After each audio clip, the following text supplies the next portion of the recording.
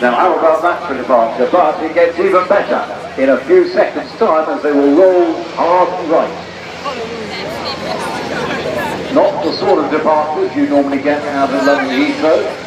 And what's unique about Farnborough is, of course, you're much closer to these huge aircraft than you would normally be at a commercial main base like Heathrow. This is MSN4, powered by Ford General Alliance TP7000, each delivering around about 70,000 pounds of thrust.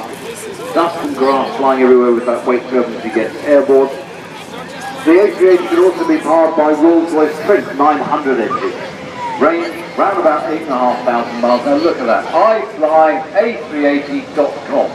Now that website, if you want to, you can find anywhere in the world the route structure of the 380 if you want to go on the aircraft. Now, there's 100 A380 routes operated by 13 airlines. More than 190 A380s have been delivered to date.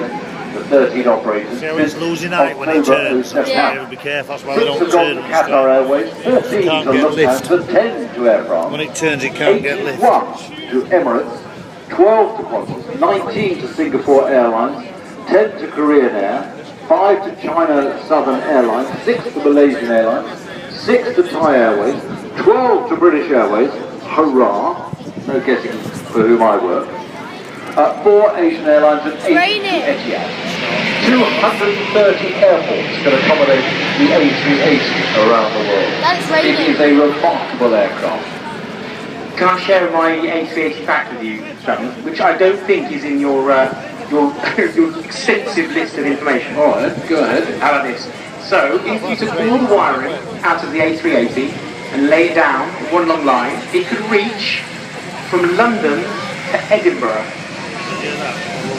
What are you laughing for? That's true. That's 320 miles. That's right there. Did you know how to do that?